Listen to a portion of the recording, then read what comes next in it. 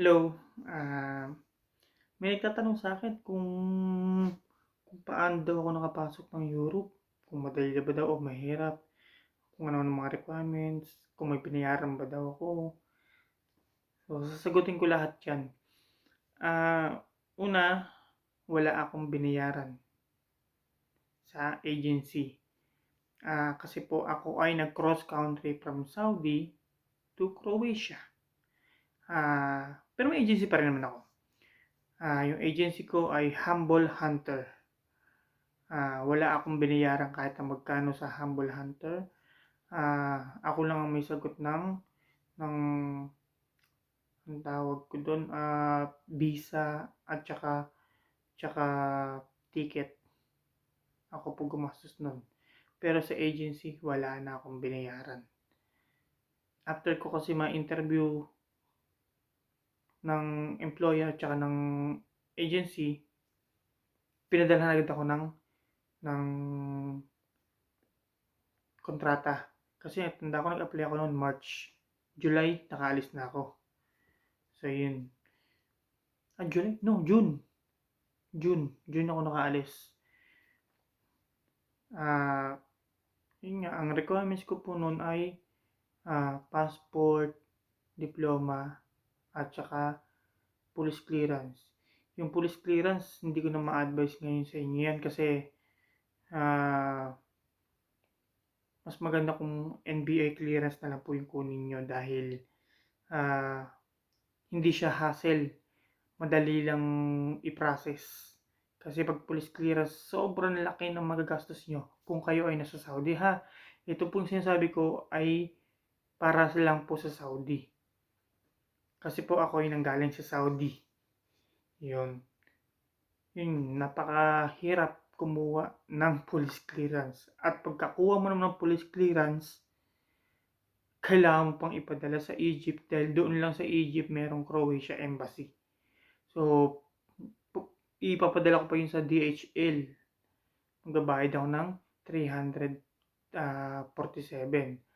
After na pinadala na yun, mag-i-email sa yung ilang araw mag-i-email sa yung Croatia Embassy na okay na, pwede mo nang pick upin. So, ang mangyayari, pupunta na naman ako ng DHL, magbabayad ng 347 para pick upin nila yun doon.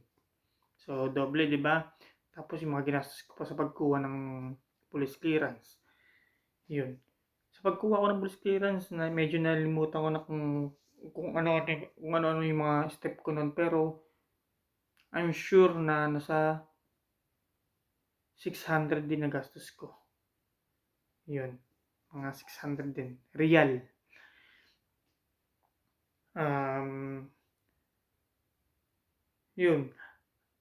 Wala akong masyadong naging requirements. Yun lang. Kaya sa mga nagtatanong po sa akin kung paano ako makapasok, yun lang. Pero sa ngayon, ang alam ko ngayon, may bayad na ngayon ng agency sa Humble Hunter. Pag sila nag-hire, ah parang nasa 1,800 euro na ngayon ang pag-process nila. Kasi yung time na yun, siniwerte lang dahil yung time na yun, ang Croatia, medyo pabum pa lang at konti pa yung mga Pilipino. Ngayon, sandamukal na yung mga Pilipino. Parang ang sabi yata, ang nakaraan, nasa 7,000 na ang Pilipinas sa Croatia. So, parami na ng parami. Kaya naisipan na nila na magpabayad na rin or processing fee na sinasabi nila. Uh, Yun, pagdating ko naman sa Croatia, okay naman. Okay naman ako. Dahil lahat libre. Libre ang accommodation, libre ang pagkain. Sa trabaho ha. Sa trabaho kasi unlimited and libre sa pagkain. Bilang chef, natural, bilang chef, libre sa akin yun. Hindi, sabagay kahit sa mga waiter namin libre. Yun lang. So, yun lang guys, yun lang ang masabi ko sa inyo. Ah, wala akong binayaran sa agency. Ang requirements ko lang, passport, diploma, tsaka yung police clearance ko. Ah, hindi hindi mahirap makapasok. At ang maganda pa, kung direct ka. Ako, oo, sabihin natin dumaan ako ng agency, pero direct ako sa employer. Hindi nila ako hawak ng agency. So, direct ako sa employer. So, after ng kontrata ko doon, malaya ako. Pwede ako maghanap ng kahit saang o anong klaseng trabaho gusto kong hanapin. Yun. Kaya pwede kayo makapag-demand ng mas mataas na sahod.